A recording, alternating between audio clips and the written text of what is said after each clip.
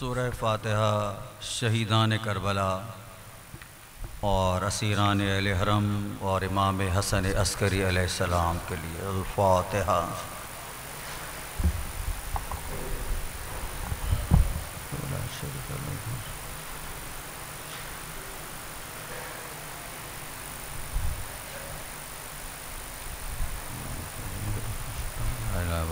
لا شریک له وحدہ لا شریک له۔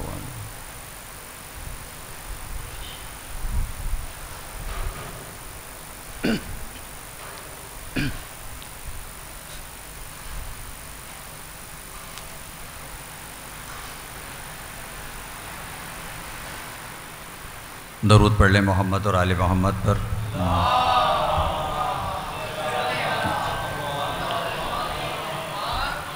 اعوذ باللہ السمیع العلیم من الشیطان اللعین الرجیم، بسم اللہ الرحمن الرحیم، الحمد للہ الذی ہدانا لہذا وما كنا لنهتدي لولا أن هدانا الله، لقد جاءت رسل ربنا بالحق والصلاة والسلام على سيد الأنبياء والمرسلين سيدنا ومولانا ابی القاسم محمد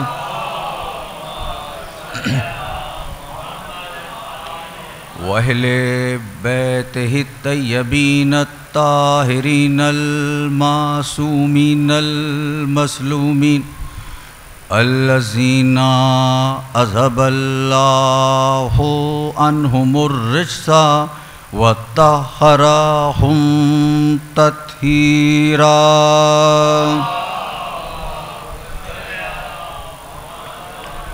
اما بعد فقد قال اللہ فی محکم کتاب الحکیم، بسم اللہ الرحمن الرحیم، وَلَقَدْ اِخْتَرْنَاهُمْ عَلَىٰ عِلْمٍ عَلَى الْعَالَمِينَ۔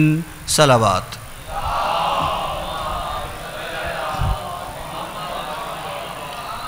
عزاداران حسین ابن علی اور فرش عزا پر بیٹھنے والے مومنین اور مومنات،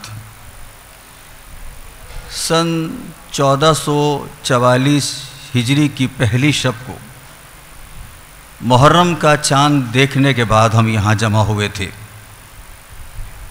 اور ایام عزا کا آغاز ہوا تھا اور ہم نے اپنی خدمات کا آغاز کیا تھا۔ چونکہ ہمارا مقصد حیات فقط اور فقط یہ ہے کہ علی کی ولایت کو قائم رکھیں اور حسین پر گریہ کریں، یہ فقط اور فقط ہمارا نصب العین ہے۔ اور پورے ایام عزا کو طے کرتے ہوئے اب ہم اس آخری شب عزا میں داخل ہو گئے ہیں۔ حسین کا غم ازل سے ہے اور ابد تک جاری رہے گا، لیکن یہ ظاہری طور پر کسی ایام کو ہم نے تقسیم کر لیا اور معین کر لیا کہ یہ ذکر حسین ابن علی کا ہے۔ تو ہمارا مقصد حیات دو ہے اور یہ دونوں مقصد حیات دراصل ایک ہی مقصد حیات ہے، اس لیے کہ علی کی ولایت کو قائم رکھنا، اس کی تبلیغ کرنا، اس کے ثمر میں، اس کے نتیجے میں جو جد و جہد کرنی پڑی آل محمد کو، اس جد و جہد کا نام کربلا ہے۔ کربلا بپا ہی اس لیے ہوئی کہ سامنے والوں کو ولایت پر نہ یقین تھا نہ اعتبار تھا، تو یہ ہے وہ منزل ولا۔ اور اللہ اپنے مومنین کو، مومنات کو جنہیں دنیا میں بھیجتا ہے تو ان کے قلوب کی آزمائش کرتا ہے، ان کے قلب کو دیکھتا ہے، اور جیسا جیسا قلب کا وصف ہوتا ہے ویسی ویسی معرفت عطا کرتا ہے۔ تو جتنا وصف ہے اس کے دل میں، جتنی مودت کی جگہ ہے، جتنی محبت کی جگہ ہے، اتنی ہی وہ معرفت اسے علی اور اولاد علی کی عطا کر دیتا ہے۔ تو یہ ہے منزل۔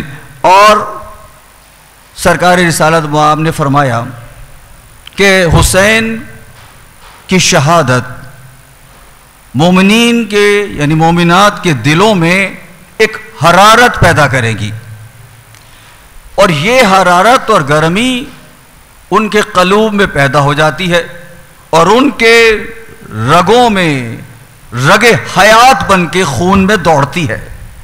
تو اس حرارت کی حفاظت کرنا، اور یہ ہے کہ آپ خود دیکھتے ہیں کہ ہم چاہے گرمی ہو، سردی ہو، خزاں ہو، بہار ہو، طوفان ہو، ابر بارہ ہو، دھوپ کی شدت ہو، مگر جب ذکر حسین ہوتا ہے تو دل بے اختیار کھنچ جاتا ہے، اور ہم اپنے سارے دکھوں کو سمیٹ کر حسین کے غم میں پناہ لے لیتے ہیں۔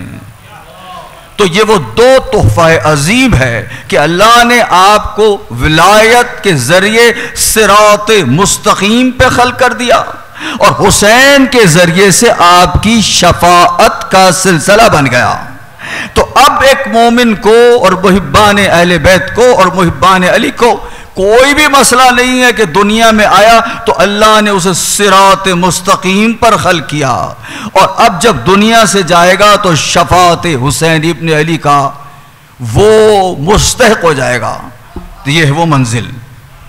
اب آج کی حد تک یہ ایک سرسری سا جائزہ میں نے ایام عزا کا آپ کے سامنے لیا، اور عزاداری کے بعد جو انسان باہر نکلتا ہے اس پر اللہ ایک کیفیت رکھتا ہے، اور بعض صورتوں میں اگر خلوص کے ساتھ ہو تو اس کا چہرے کو دیکھنا بھی عبادت ہو جاتا ہے۔ جیسے جو کربلا کی زیارت کر کے زائر آئے تو 3 دن تک، پہلے 3 دن تک اس کی زیارت کرنا عبادت رکھتا ہے۔ تو جن کی زیارت وہ کر کے آئے ان کی زیارت کرنا عبادت ہے، تو جس کی وہ زیارت کر کے آ رہا ہے وہ عبادتوں کی کس منزل پر ہوگا؟ درود پڑھے محمد پر، آل محمد پر۔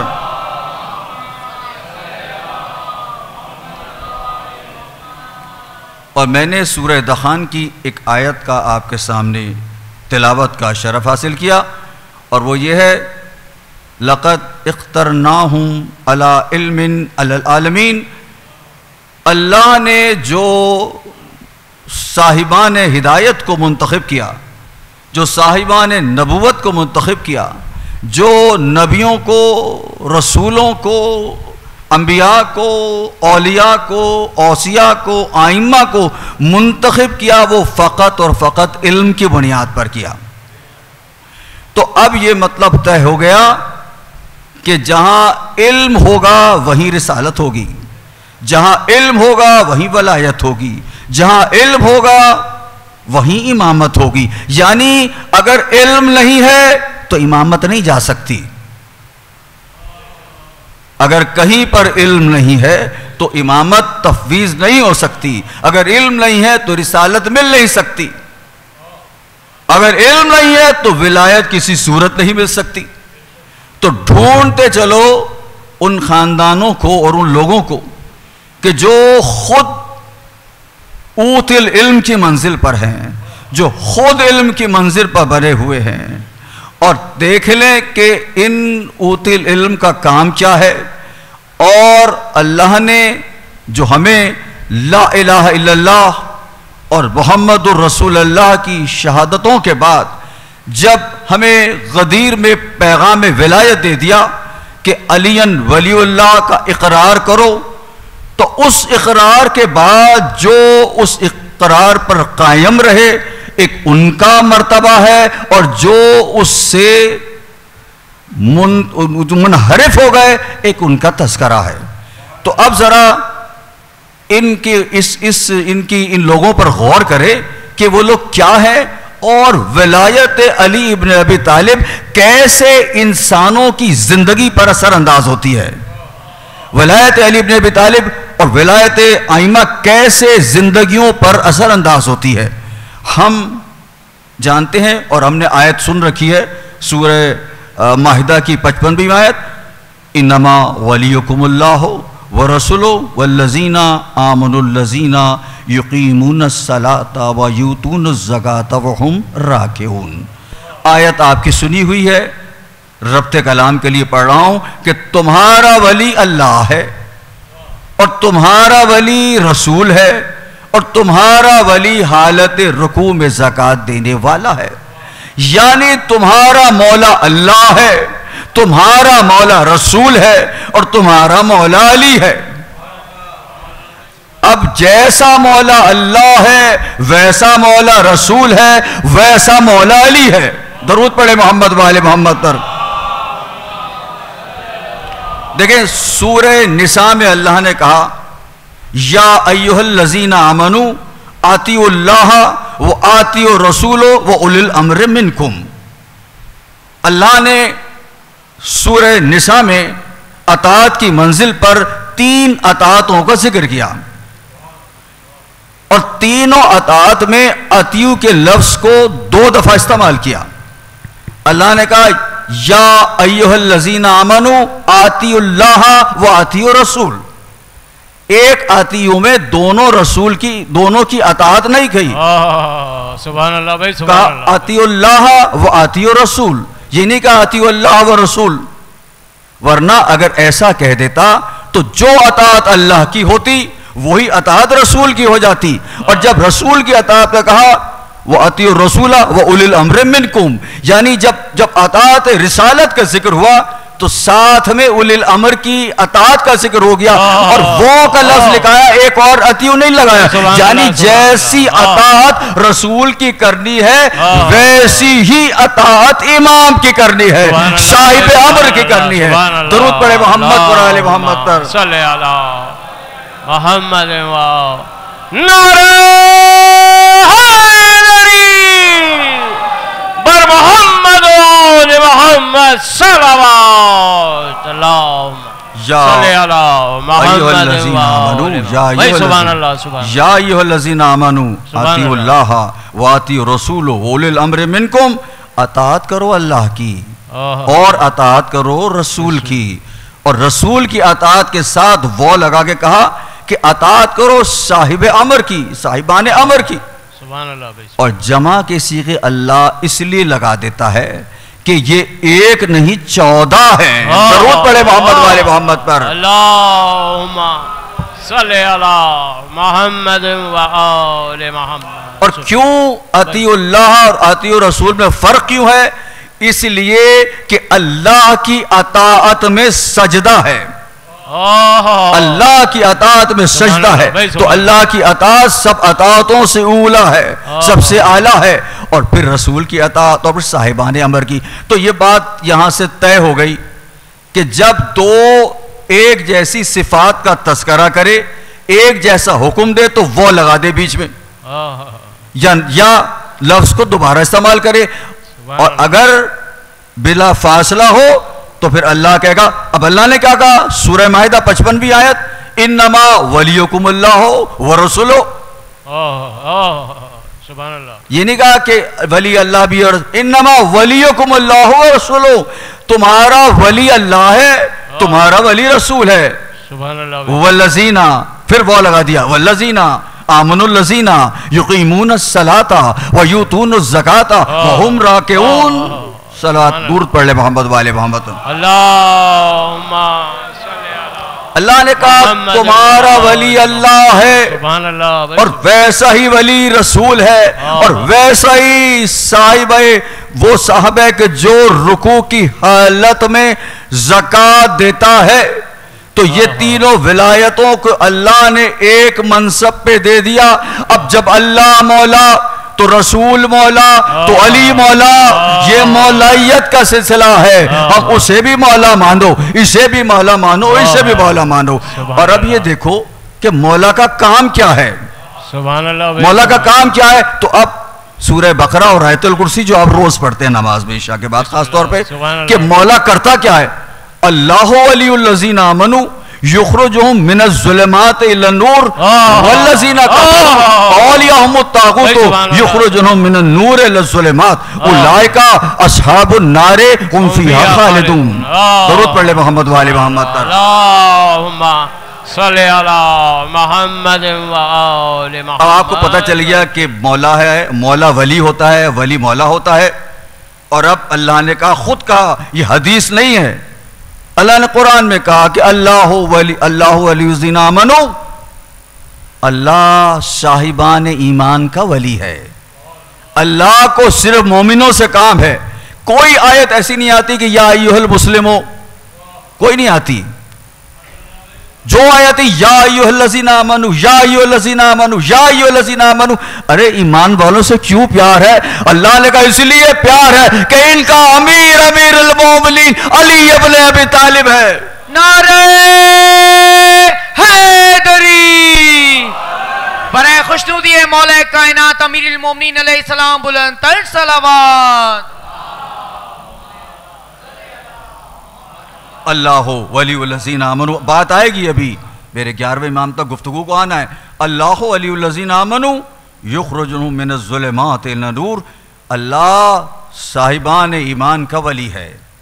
اور یہ کرتا کیا ہے؟ یہ انسانیت کو گمراہی سے, ظلمات سے نکال کے نور میں لاتا ہے.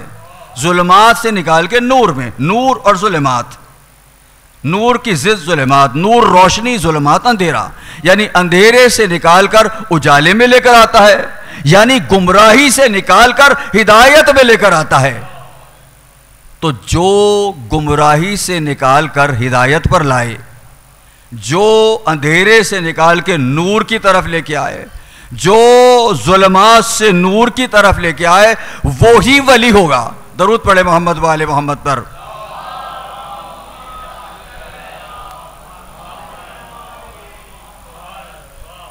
توجہ ہے نا عزیزان محترم, منزل ولایت ہے, قلوب کو علی کی طرف رکھیے, بہت اچھا نتیجہ آپ کو دینے والا ہوں.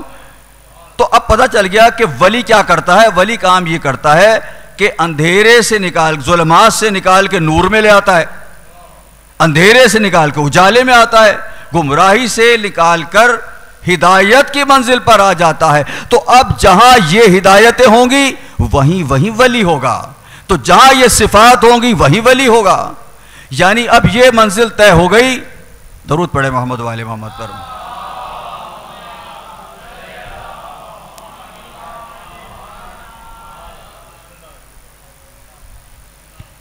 برائے خوشنودی امام حسن عسکری علیہ السلام بلند تر صلوات.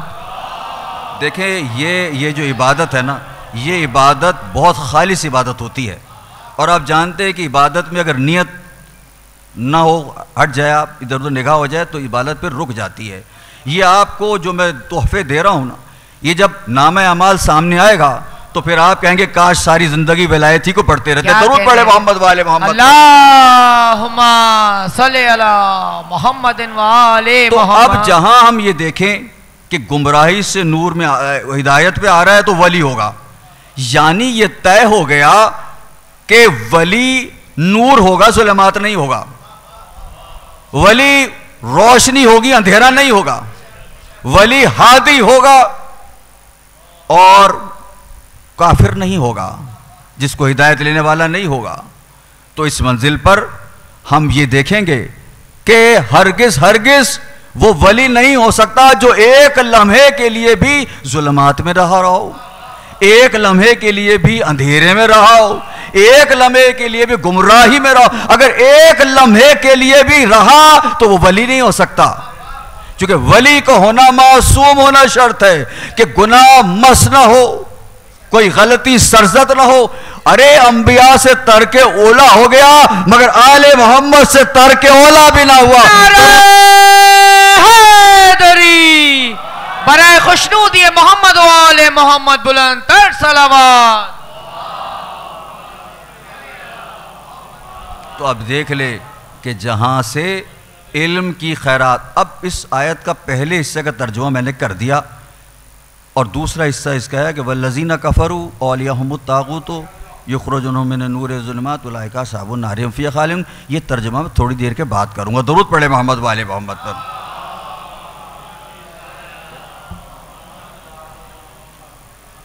اچھا تو اب یہاں تک بات آ گئی. تو یہ دیکھیے کہ یہ جب ہم صاحبان ولایت کو دیکھتے ہیں اور یہ دیکھتے ہیں کہ وہ ہدایت دے رہے ہیں تو یہ ولایت کا سلسلہ جو غدیر سے شروع ہوا تھا تو وہ آہستہ آہستہ مرحلوں سے طے ہوتا رہا اور مرحلہ گزر کر اول مرحلے سے 11ویں مرحلے پر آ گیا کہ جہاں ہم نے امام حسن عسکری علیہ السلام کو دیکھا.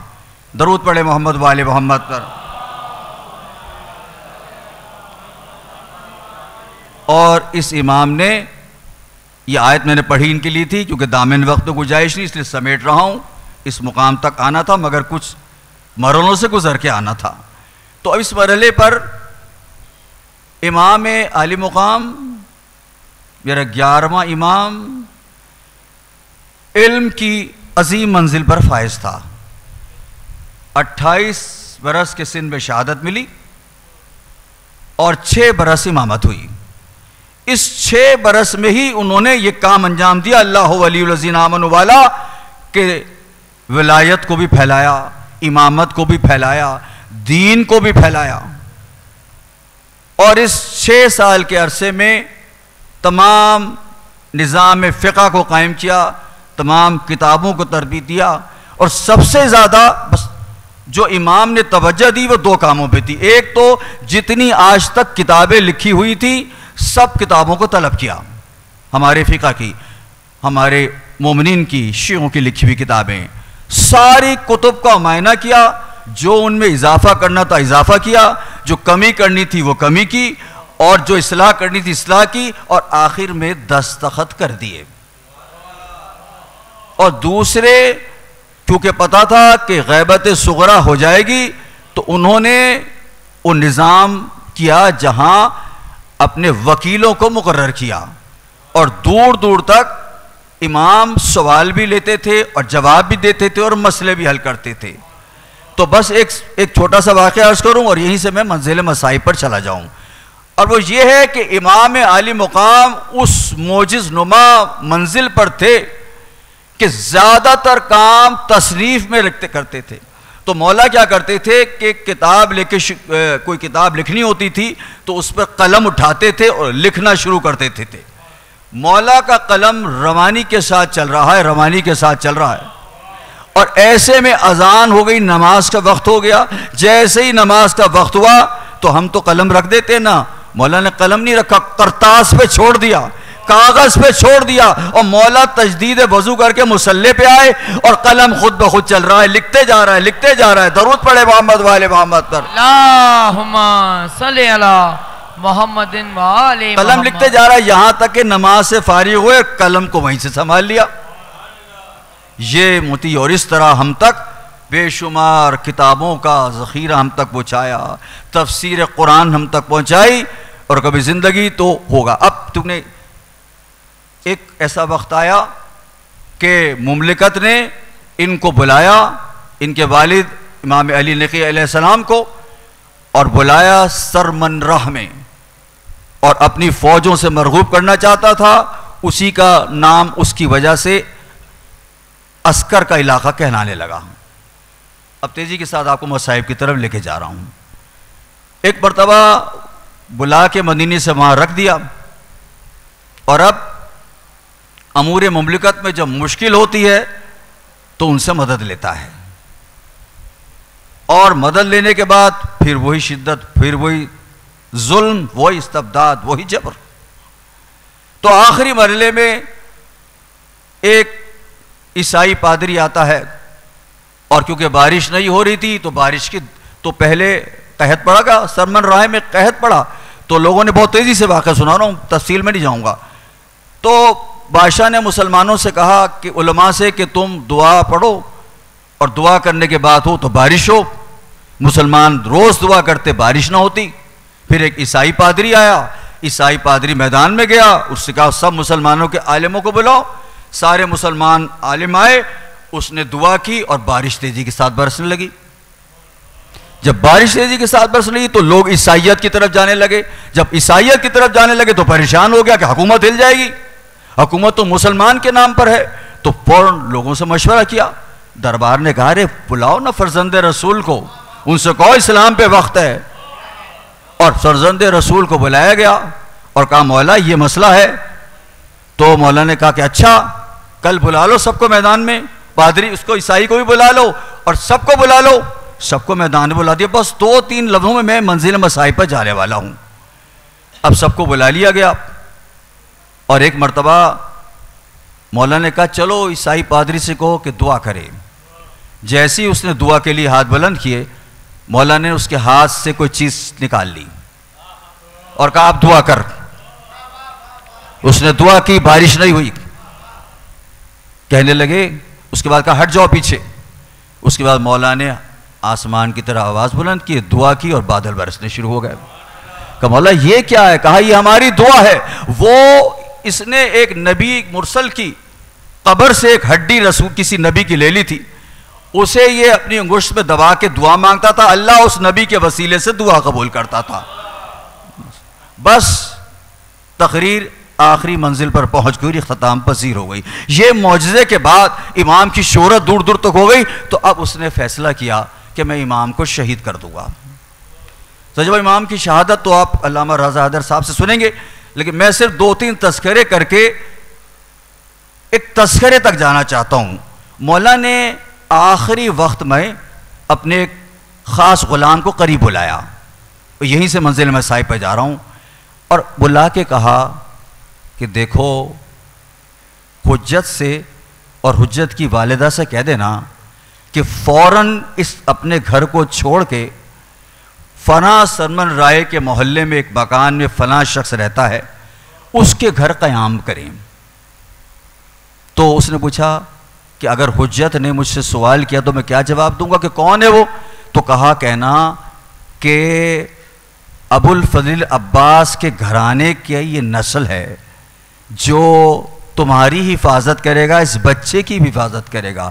دراصل ایک معاہدہ ہے ابو الفضل عباس کی اولاد میں اور حسین کی اولاد میں، جب بھی حسین کی اولاد پر وقت پڑے گا عباس کی اولاد کھڑی ہو جائے گی، اور امام زمانہ علیہ السلام سے بھی گہرا تعلق ہے صاحب العصر والزمان کا۔ بس میرے دوستو یہ وہ منزل ہے کہ جو لٹا ہوا قافلہ آخری منزل پر قریب ہو رہا ہے، اور وزیر صدا دیتا ہوا پہنچ گیا ہے۔ کہاں پہنچ گیا ہے؟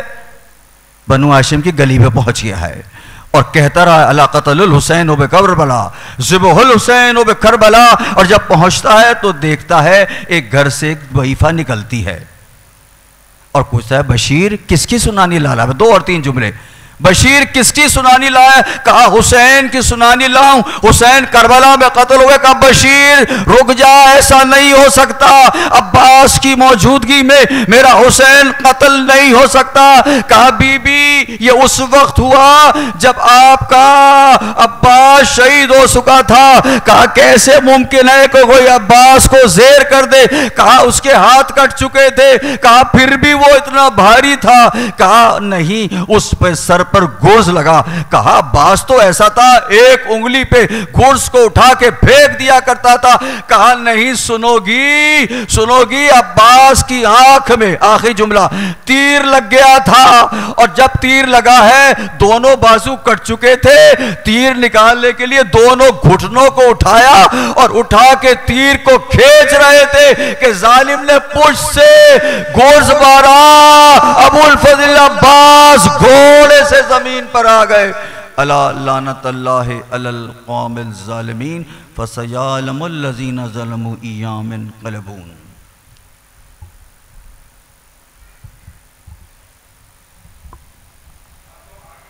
علامہ